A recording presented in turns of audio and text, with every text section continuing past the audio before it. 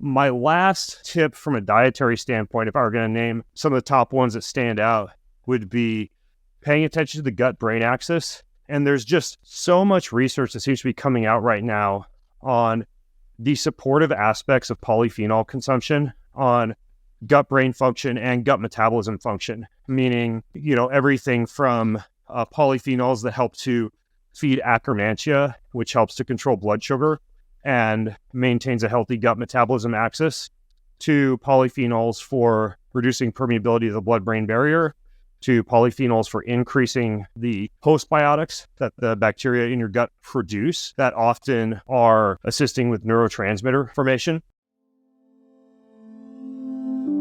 Collective Insights is a voyage through topics and technologies revolutionizing human well-being. Groundbreaking approaches for a better world and a better life await you. Welcome to Collective Insights.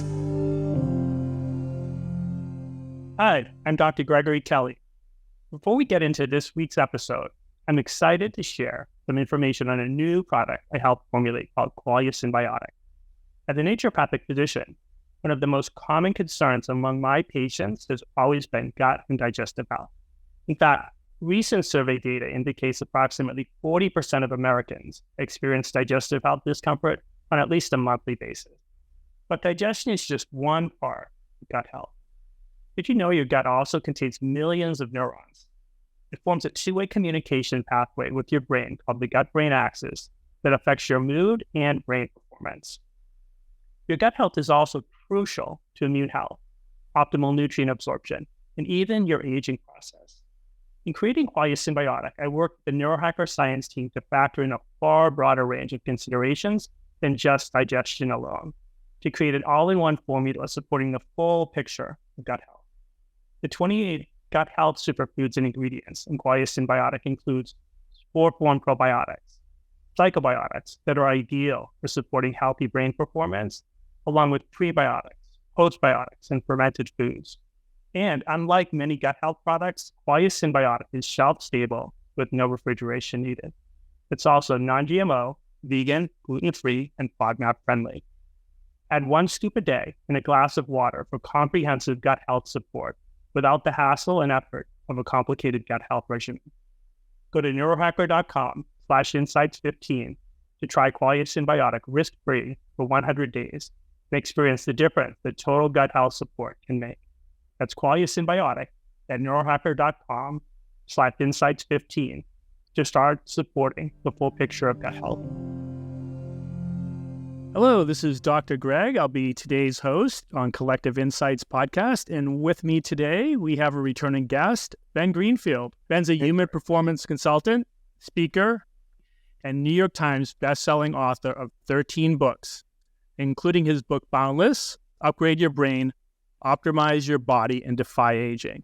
Today's emphasis, I think, is going to be mostly on brain, nootropics, and longevity, because that's something that, Ben excels at, and I've got to hear him speak about several times. Oh, cool. That sounds like a fun topic. Great.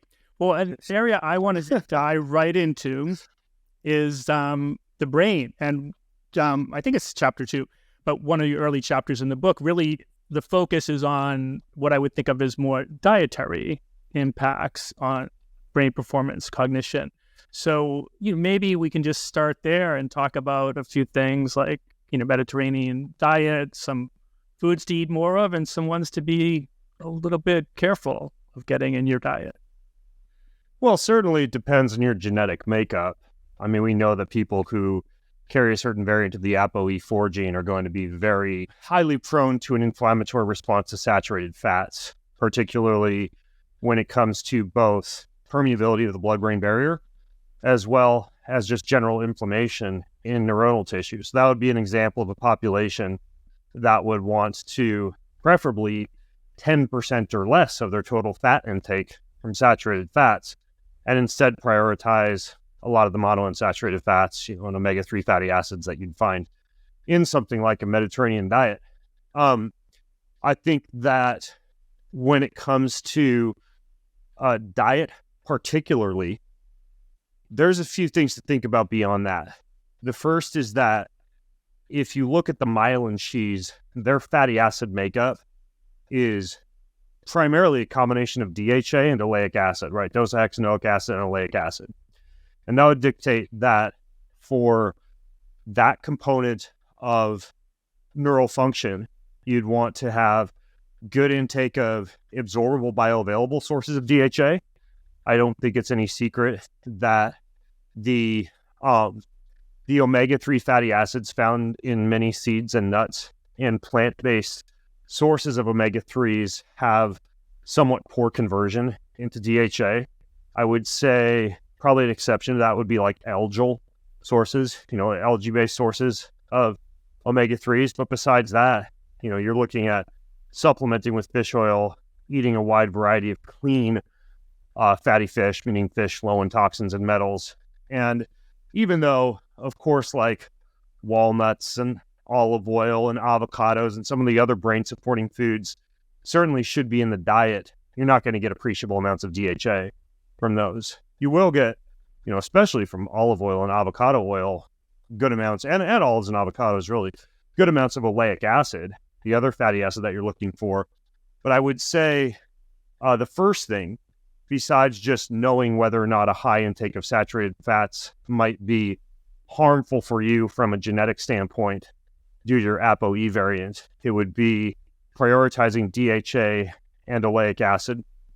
I would also, if I were to just name three things to start off with, just so we're not throwing too much at people, the other things I would think about would be, first of all, limiting intake of meals that would cause an appreciable surge in lipopolysaccharides, which are essentially, you could consider them to be almost like endotoxins that can result also in permeability of the blood-brain barrier and inflammation of neural tissue and impairment of cognitive function. They are primarily triggered in terms of their accumulation and also their passage into the bloodstream from high-fat, high-carbohydrate foods or alcohol. So this would be your classic like burgers, fries, and a beer type of scenario.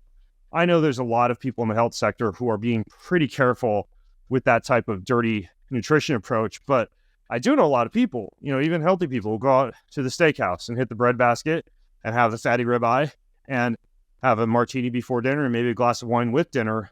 And you do need to be very careful with that approach, especially when regularly done, just because of the significant rise in lipopolysaccharides. And when you do happen to go out for a social event like that, I recommend something like activated charcoal intake, arguably 5 to 6 grams of glycine or spirulina.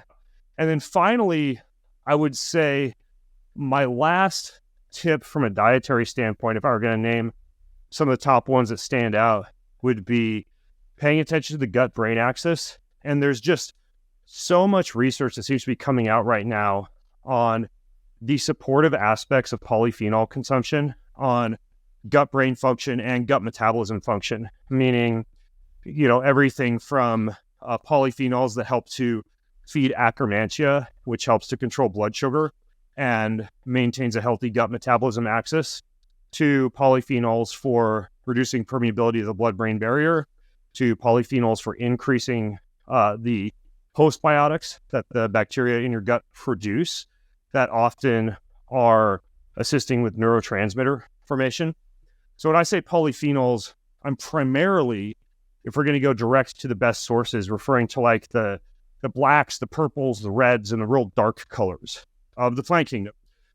Great. Well, one of the things I just want to point out for the people listening that may not have read Boundless is something I liked a lot about it is you point out not just do this. It's very qualitative. A lot of the advice is finding the best quality of things, like some of the food sources you just met, which I think we need more of that type of clear guidance. And I'd love to talk a bit more about polyphenols because they're something near and dear to my heart. And Akkermansia is a project we've been working on at Parker and actually embedded Akkermansia support in our Qualia symbiotic. So a couple different things. So polyphenols, one that you didn't mention, but that I know has been studied quite a bit for Akkermansia support is green tea extracts, the catechins.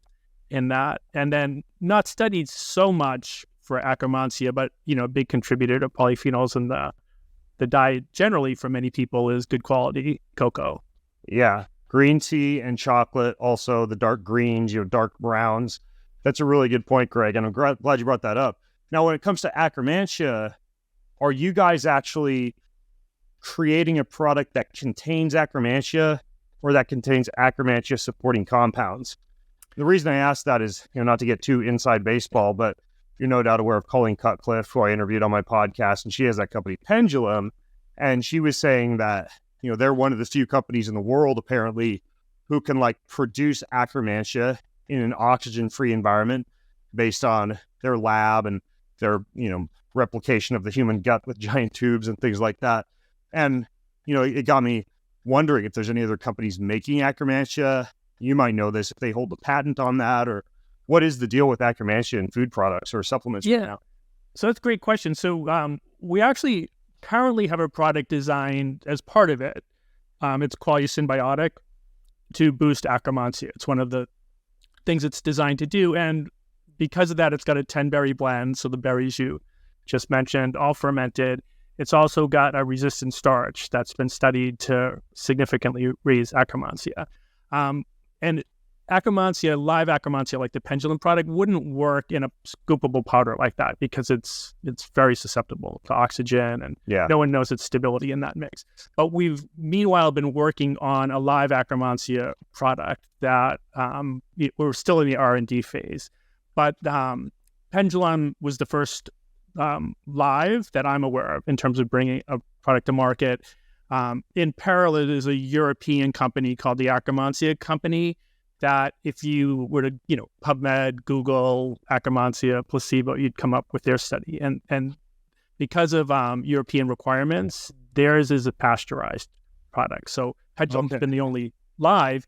And I think it was the beginning of August, a company approached Neurohacker and said that they created the technology to do a live one and wanted us to be among the first companies they would introduce it to. So we've been since then working on, are there things we could do with it that would act to also boost it? And polyphenols, I think of polyphenols as very prebiotic, or prebiotics with a twist.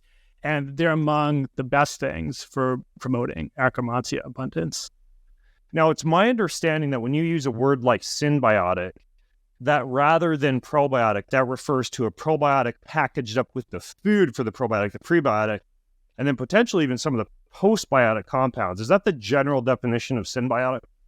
Yeah, symbiotic, it's now split. There's kind of two things woven into that. So one would be the live organism and food for the live organism. So something that was, a specific prebiotic for it. Another, and it's still like a fair definition, is something, a live organism and something that boosts other organisms. So a symbiotic doesn't have to be something that, per se would, like as an example, Akkermansia's favorite food are something called mucins, which I'm sure you know about, but our audience may not. And mucins would be things that our gut cells secrete into the environment around them to protect themselves. And Akkermansia is kind of I think of it as the keystone species in that mucus area of our gut, and it kind of rules the roost. And it can actually coax the gut cells to produce more of that. So, that wouldn't be something as a prebiotic that's easy to give directly. So the goal is to give things that either cause the system to make more mucins or to fortify the mucins. And where I would say polyphenols shine is they fortify it. So they change kind of the structure of the mucins and make it so the same amount of mucins can cause Akkermansia to thrive more. Yeah. And I mean, as you can imagine, a lot of this is not that difficult to weave in through the day. A little dark chocolate and yogurt for dessert at night, some green tea with breakfast with a handful of blueberries in the smoothie, some purple cabbage or kimchi or sauerkraut, with some black walnuts and some extra virgin olive oil and a little bit of avocado and olives at lunch. I mean, a lot of these things, once you start to identify the foods and have them in your refrigerator and weave them in on a daily basis, are not only tasty, but you definitely notice the cognitive effect. And I want to go back to, because you had mentioned lipopolysaccharides, and We'll just use LPS if that's fine as an acronym for that. But for our audience, one of the big, I guess, sources of LPS is bacterial cell walls, like, non-great bacteria or, even healthy ones that may shed that. And it's one of the reasons leaky gut is an issue, is more LPS get into circulation where they create the kind of havoc Ben was talking about, blood-brain barrier leakage and other things. So, I think old naturopathic truism was, treat the gut, treat the liver, and a whole bunch of things improve from there.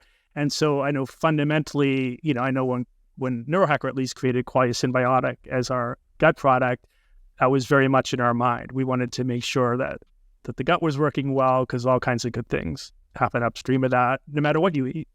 Yeah, absolutely. And I think that I should also mention when it comes to LPSs that if those have been something that your diet has been creating for quite some time, you probably have some element of permeable gut. And it's kind of interesting because if you look at like permeable blood-brain barrier, I would say magnesium is one of the better ways to improve that, like taking magnesium at night before you go to bed. But as far as the gut's concerned, I've seen good data on colostrum.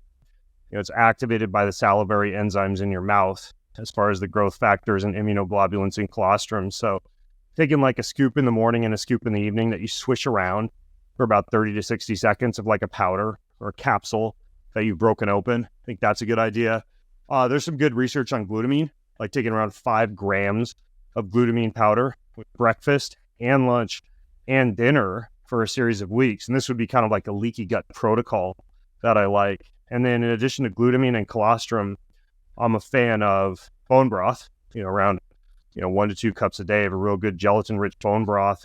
And then, you've probably seen some of these now popping up, Greg, but even though they are increasingly under scrutiny by the FDA, peptides can be effective. And BPC 157, body protection compound, which can help a ton with leaky gut issues, that is still available and legal and not regulated, as far as I know, for oral consumption. So BPC 157 is another one that I think is fantastic, especially if you've got a high load of lipopolysaccharides or you're trying to kind of heal up the gut. So that would be kind of like a trifecta, so to speak, the colostrum, the glutamine, and the bone broth. And then you could throw BPC 157 into the mix, take magnesium at night for the blood-brain barrier. And I think you're starting to kind of stop up the holes in the ship, so to speak. Wait, and colostrum is interesting. I just recently read a whole bunch of scientific studies on colostrum with leaky gut as a main area I looked at. And, Ben's right on the money. It's one of the more studied things for that. And the context of most of the studies actually was in athletes, Ben, where they would, it's, intense exercise, like your 13 competitions in Ironman, typically will cause some at least transient leaky gut just because of the duress you're putting on the body. And in that context, colostrum's been studied at least a handful of times, and, just preloading leading up to significant exercise made a huge impact on preventing that leaky gut. Yeah, permeable gut in the presence of exercise or physical exertion, and a big part of this is due to the blood flow diversion away from the gut when the gut needs that for cooling, combined with exercise and the heat is a huge issue in athletes. It's one of the reasons people get gastric distress during exercise, whether in a hot gym or a hot environment or in an Ironman or whatever. That's actually what first got me into colostrum, was I was trying to figure out a way to consume 400 calories an hour while racing in Thailand, in California, in Florida, in Hawaii, and colostrum turned out to be a huge lifesaver for that. Not even during the event, right? We're talking about leading up to the event, loading for about 4 weeks. And you're right, there's a lot of good research on it. Interestingly, like the anti-colostrum, the thing that would aggravate this issue that a lot of people will pop like candy during these events is non-steroidal anti-inflammatories, like Advil, ibuprofen. So, you can almost create a septic or sepsis-like state if you are consuming non-steroidal anti-inflammatories during exercise in the heat. And simultaneously, you can help to control or avoid that state. Well, I'm not endorsing ibuprofen or Advil during exercise. What I'm saying is, if you've been doing that, or if you just want to protect the gut during hard exercise in the heat, I think colostrum is fantastic. I think there's also a case to be made for, and this is kind of niched down for endurance athletes who actually need to consume fuel. I think unless you're exercising for longer than about an hour and a half, at which point glycogen deprivation in the muscle, in the liver, etc., is going to start to set in. You don't have to worry that much about fueling during exercise unless you're trying to get swole, exercising at a very high intensity, and really pushing yourself. When I was racing Ironman, I also found the most easy to digest carbohydrate to support endurance for swimmers, cyclists, marathoners and runners, triathletes, etc., was a potato-based dextrin like Glycofuse or Vitargo, or one of these starches that's broken down very easily, combined with three things: essential amino acids, ketones, and electrolytes. And that was kind of like my go-to fuel for racing. Good idea for a product for Qualia, if you can make it palatable, is, basically every hour, a serving of ketones, around 15 grams of essential amino acids, a serving of electrolytes, like electrolyte powder that I'd stir into that blend, and then carbohydrates, but about a quarter of the amount of carbohydrates you'd normally consume during exercise, right? Normally we'd be talking about somewhere in the range of 250 to 400 grams of carbohydrates per hour for a hard charging endurance athlete. We're talking about bringing that down to about 100 grams per hour from a really easy to digest source like potato starch. And that's what I would put in my water bottle, or my handlebar water bottle, or the little, flask that I'd use on the marathoning race belt. And so that's kind of like the secret sauce for endurance exercise. If anybody's listening and they're getting ready for like a marathon or an Ironman, is you mix ketones, amino acids, some kind of like branch cyclic dextrin or potato dextrose or potato-based starch, and then electrolytes. And that's like freaking rocket fuel. I think it's also going to work quite well for hydration. I mean, the electrolytes, obviously, for hydration. Yeah. A bit of sugar is part of oral rehydration therapy that World Health Organization uses for severely dehydrated people. And then the aminos, there's, some good evidence that they help pull fluid into the body. Although, the caveat to that is, at one point I calculated roughly the osmolality of that fluid. And even though you want about 6 to 8%, once you get all of that into a standard 24-ounce water bottle, it's closer to like 12 to 16%, depending on how much you mix it. And that can, anybody who's done like colonoscopy prep, for example, that's why it makes you poop and draws a bunch of water into the gut, as you're drinking this super like sugary, salty solution that acts as a laxative. And that can happen if the osmolality of the drink you're consuming during exercise is too high. So generally, for exercise in the heat, depending on the size of the person, you're looking at needing somewhere between about 30 and 40 ounces of water per hour to avoid dehydration over several hours. Fantastic. Well, Ben, I wanted to shift gears now and turn to something near and dear to my heart, but I think it's chapter 3 in Boundless was all about nootropics. So can you share a little bit about, your thoughts on nootropics and things that you personally do? I know, one of the things you called out in the book, which we really appreciated, was you mentioned Qualia Mind. Oh, yeah. I mean, Qualia Mind, I consider that to be kind of like brain food. It's, I don't know if you like this description, but it's a little bit more of like a shotgun formula in terms of some things that enhance blood flow to the brain, some things that serve to quell a little bit of inflammation, some things that provide choline and other nutrients to the brain, and some different minerals and vitamins that support mental function, which is great. I mean, that's one of the examples of one of the better done-for-you blends out there. But when you step back and look at nootropics, it's kind of interesting. It literally translates into mind director, the word itself, nootropic. And usually, compared to smart drugs, which are often a little bit more synthetic and powerful, like a modafinil or an Adderall or something like that, nootropics tend to often be a little more natural, a little less depleting, sometimes a little safer and less jittery inducing for a lot of folks. And so let's say, for example, I am sleep deprived. Right, for that, I would tend to use a slightly higher dose of creatine. Right, usually 5 grams of creatine per day is adequate, but you'd be looking at closer to 10 to 20 grams for something like sleep deprivation or neural function, combined with a slightly higher dose niacinamide or NAD. Like, you guys have a good NAD product at Qualia.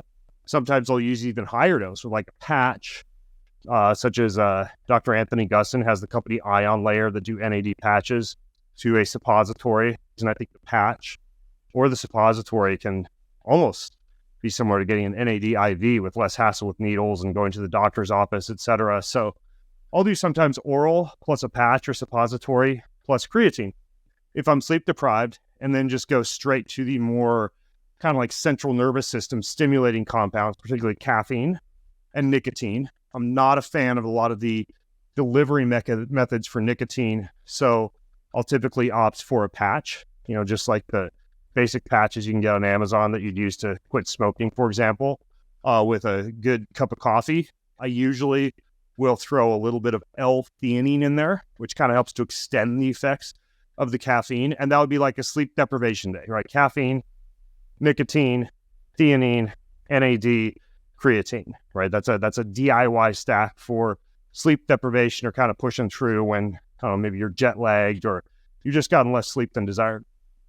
Another example would be a very small dose of LSD, like 10 to 20 micrograms, and just for clarification, a trip dose is like 100 micrograms plus, but LSD or psilocybin can be fantastic for a day that might involve creative writing, copywriting, thinking in a little bit more of a lateral way and still putting in a decent work day. I should name that a lot of people tend to feel a bit exhausted at the end of the day from microdosing. And typically 2 things can help out with that. One is choline, like a good source of alpha GPC or choline, which you can consider to be like brain fuel. And you would also find it in fish, eggs, walnuts, the type of things that you would eat regularly to support mental function anyways. And then SAMe, which is basically S-adenosylmethionine, and that can get a little bit more depleted when you're using a nootropic or a smart drug. And so taking a little bit of SAMe, a little bit of choline can be helpful. And also something that helps with inflammation in the brain, particularly 2 that I like would be N-acetylcysteine or glutathione. Okay, so now we've got like a creative day as a second example. So microdose of psilocybin with niacin and lion's mane, or a microdose of LSD, and then you're adding in some choline, some SAMe, and some N-acetylcysteine or glutathione into the mix. And that would be another example of like a DIY stack. So a couple of things. One, I tend to think of like focus, motivation, productivity, to me is a core use case, at least for, the neurohacker customers for nootropics. And when I think of what prevents focus, I think in general, there's kind of 2 different camps that people, struggle from. One would be that, somewhat lack of motivation, tough to get going, lethargy, that type of thing. The other is almost like their brain's too frenzied, right? So they need to get calmer to come to that point of focus. And I know when we created Qualia Mind, the goal was to make sure that it helped with both. But, more recently we launched Qualia Resilience that's much more focused on that calming, anti-stress, taking that frenzied brain, moving it to a more centered place. And, so we've seen, great things with that product. Now, just to interrupt you real quick, is that more of because I haven't tried that one yet. Is that more of an adaptogen blend, the Resilience? Yeah. So a star player in it is ashwagandha, but we're using an ashwagandha called Nuganda. It's a branded one. And ashwagandha is interesting, like one of the best adaptogens. And for some people, like you'll see on Reddit, people describe it almost like kryptonite for motivation. Like it's too calming. Yeah. Makes them lose their, and so Nuganda was created to get the good without getting that part. So they isolated certain compounds in it and then put it in a liposome. So that's one of the star players in it. Something called Extramel, which is a cantaloupe extract. That's an SOD, a stabilized SOD. Huh. So like an antioxidant. And then you mean stabilized superoxide dismutase? Yeah. Okay. It's a French company that did it, and it's well studied, and that's really an outstanding anti-stress thing. So that's a great product, and it's one that really hasn't found its, I guess, groove yet in terms of getting out there. But so I'll sometimes do that for a month instead of Qualia Mind. And what I find is that also, like, my productivity, motivation rock. And you'd mentioned earlier with the creativity and the microdosing, how, something that's not uncommon is at the end of the day, people are kind of depleted. They're used up. And so I know when we create stacks and when I evaluate them myself, I care about, how do I feel an hour or two later, but I more care about how am I doing at 5 or 6. Yeah. Is a big part of, like, I just go back to my childhood. My dad, commuted to and from Boston, crazy commute, hour and a half, 2 hours each way. Worked eventually as a president of a 5,000 person company. So, crazy, high stress executive. And when he would get back at the end of the day, we would not get the best version of my dad in the first hour or two, right? He was just used it all up. And, if we allowed him to, shine his shoes, work in his little hobby area of the garage, have some dinner, we get a good version of my dad back. And I think most of us, we often leave the best version of ourselves at work, right? We've just used up a lot of things. So when I think of nootropics, part of my story is like, why take nootropics? Yeah, you want to be more productive, more focused, but you want to be the best version of yourself late in the day when you're around your loved ones. And that's, where I think things like a good stack help in the short term, but help at the tail end of the day as well. Yeah. And we should probably give a head nod, kind of like we did with the gut, to peptides. I mean, again, even though the FDA has been kind of treating them with increasing scrutiny and regulating many of them or classifying them, there's a few that I think we should give a head nod to when it comes to the cognitive effects that they can have. Cmax and C-Lank are two, and those are injectable, but I find that many of these peptides are better delivered intranasally. There are another couple that I actually started stacking a few weeks ago. I think I learned about these from Mr. Newts on Twitter. One for some pretty significant brain repair, the other for almost a modafinil-like effect that doesn't last as long as modafinil, like we're talking about 8 to 10 hours. And those two that I've been stacking, the former is called Atomax, and then the other one's called P21. And I got them from Limitless Life Nootropics. I don't know if you can still get them from there. You can also check Can Labs or Peptide Sciences, for example. But P21 and Atomax, I've stacked Cmax and C-Lank as intranasal peptides before, and the P21 Atomax stack seems to just blow that out of the water. So that's another one that I've been using a little bit lately that I like in the peptides department. And then the other one that I wanted to ask you about that's not a peptide, Greg, but that I keep coming back to over and over again, that would fall into the adaptogen category, that I use quite a bit in the afternoon, particularly like with lunch, because I like to take a little siesta or do like a neurofeedback or a meditation session or a hyperbaric session after lunch, is reishi and rhodiola. Have you looked into those, or have you included them in resilience at all?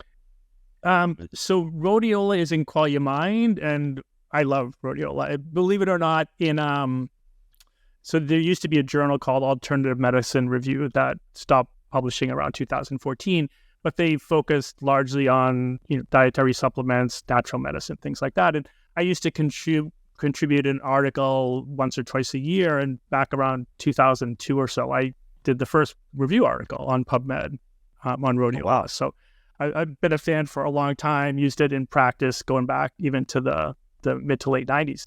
And reishi, again, I love. It's something we put in Qualia Night as an example.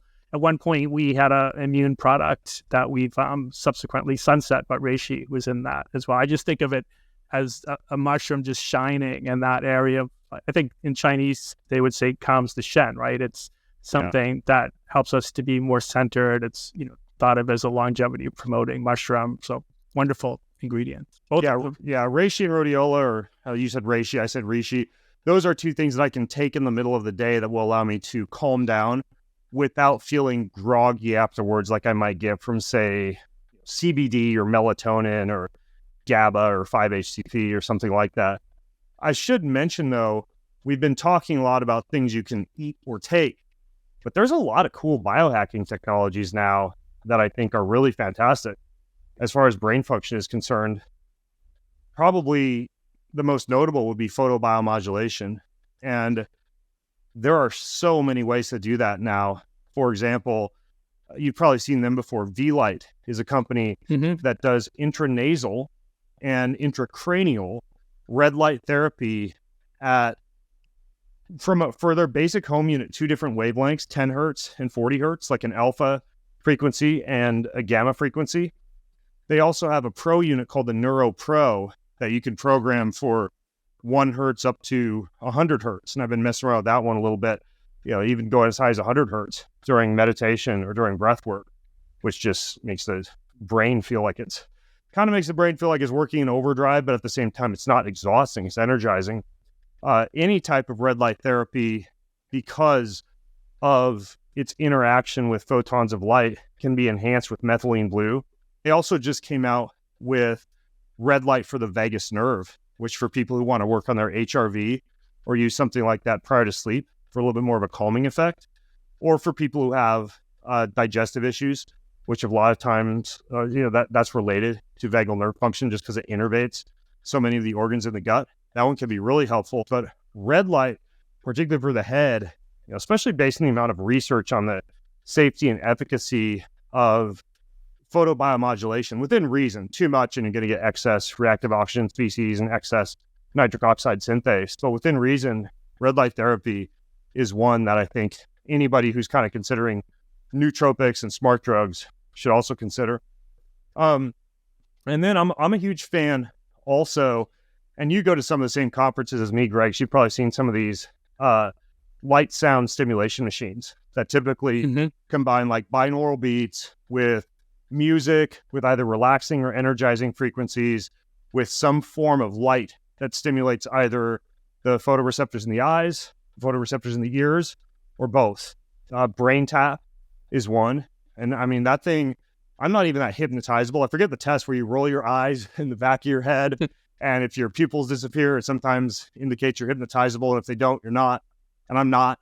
And yet when I put on that brain tap, especially if I do one of the sessions where it kind of like whisks you off to another world and you go on an adventure, I am on another planet within 2 minutes. And that can literally be, having been in my email inbox 10 minutes prior or engaged in some other stressful event.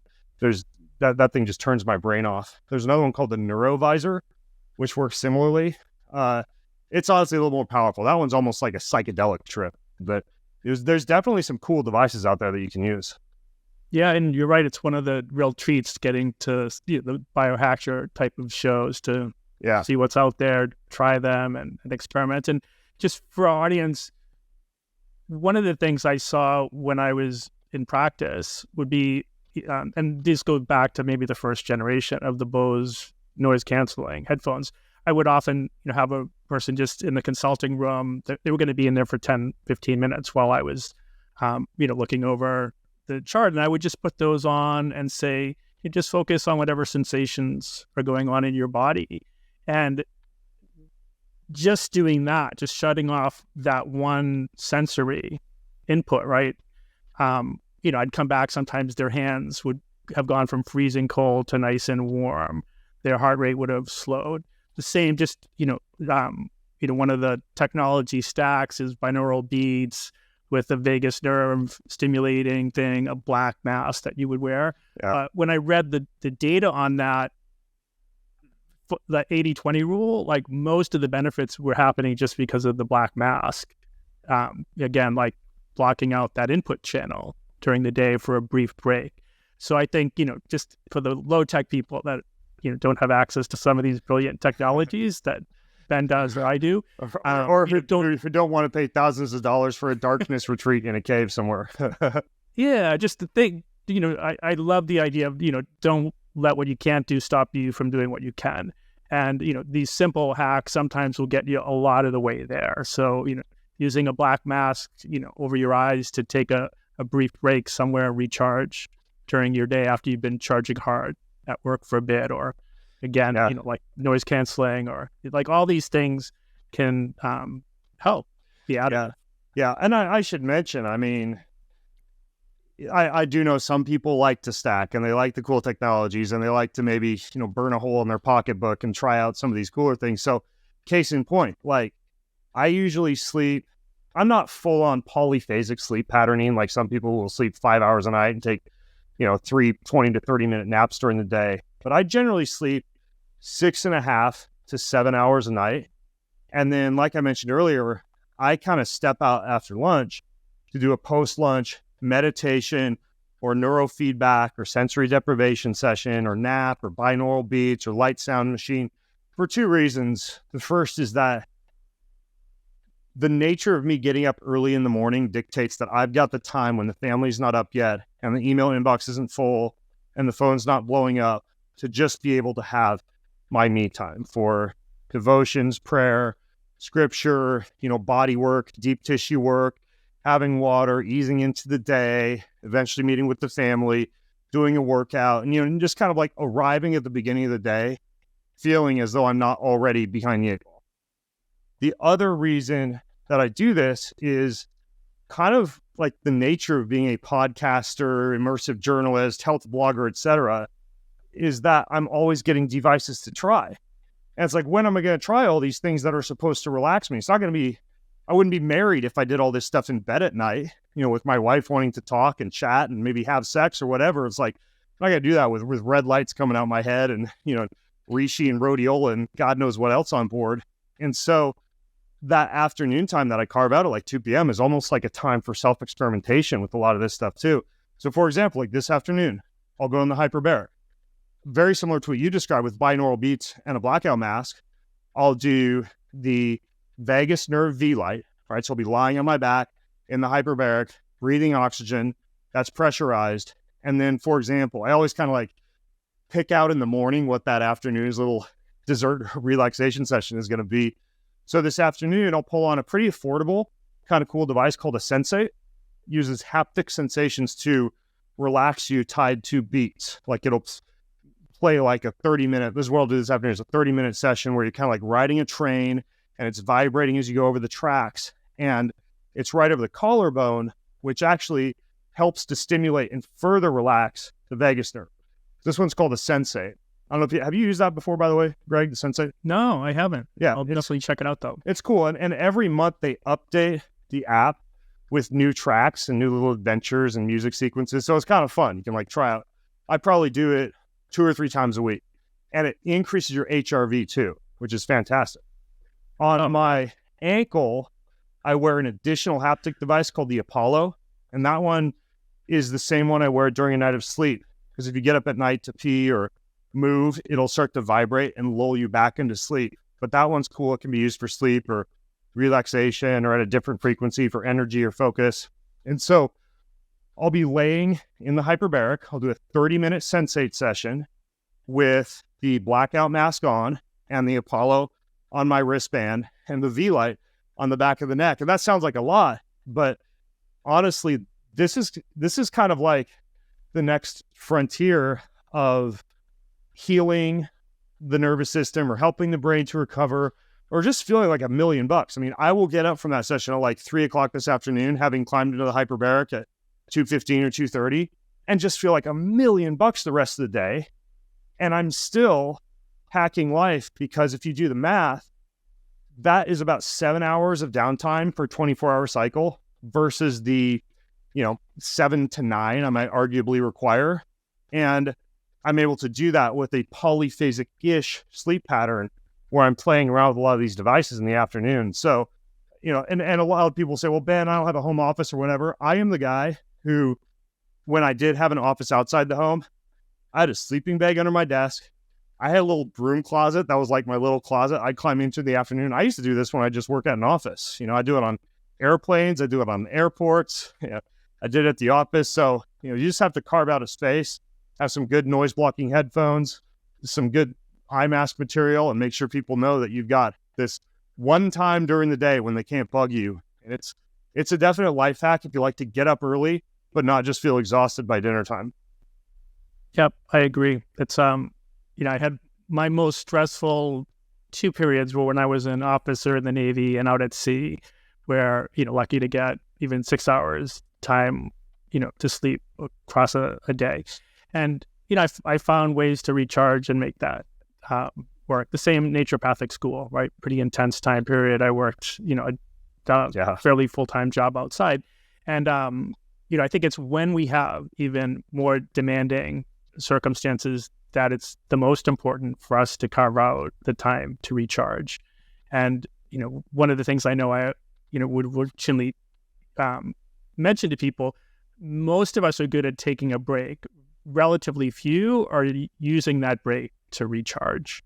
Instead Right. we're, doing a different distraction. So, thanks for being one of the leaders out there, exploring the technology, taking these things and working, so that you can share with your audience and our audience the things you're finding that really benefit. So, Ben, before we part, can you just share with our audience best places to follow you? I know I've been following you on X for quite a while. Oh, well, it can't be for too long, man, because it hasn't been X for that long. Yeah, full Twitter.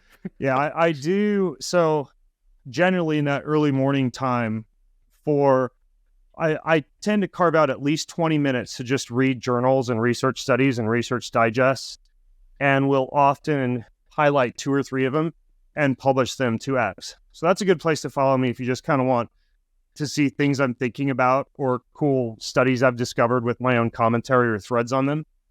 BenGreenfieldLife.com is where my main hub is, my podcast, my articles, my books, etc. And then my podcast is just anywhere fine. And also halfway mediocre podcasts like mine are found. And so yeah. And by the way, I should mention, Greg, since you probably have a lot of people listening who also like to listen to podcasts, my new podcast player infatuation is called Snipped. Have you seen this one? I have not. Okay, so I'll be brief. So Snipped, I was looking for something that would allow me to listen to audio, but somehow take notes. Like if I'm at the gym or I'm on a hike, I don't want to press pause on a podcast player, look at the timestamp, open up my notes app, say, hey, come back and check out XYZ or look more into, because I do that a lot when I'm listening to stuff. If I'm reading a Kindle, I can just highlight and keep going. And when I finish the book, I go to my Amazon Kindle page and all my highlights are there. And I thought, well, gosh, like there's got to be something like that for podcasts. So I found this Snipped app, and apparently they can't do it for audiobooks because of copyright issues or something like that. But for podcasts, all you do is triple click your headphones.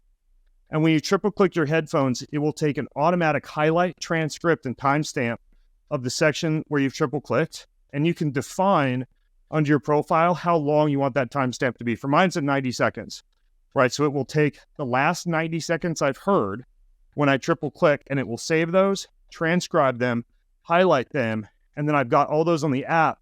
And it also ties to Readwise. So every time I read a Kindle book, that feeds into my Readwise profile, and then Readwise sends me an email each week with my Kindle highlights. And it'll kind of like vary between different highlights. So I'm keeping a lot of the stuff that's important to me top of mind. Well, this app is called Snipped, SNIPD. It also syncs to Readwise. So now I'm getting all my Kindle highlights and all my podcast highlights emailed to me on a weekly basis. And you could set to daily, weekly, monthly, twice a day, twice a week, whatever. But there's a little bonus tip for people who like to listen to podcasts. Check out the Snipped app. What a great tip. Thank you, Ben. And thanks again for being with us today on Collective Insights. Awesome. Thanks, Greg.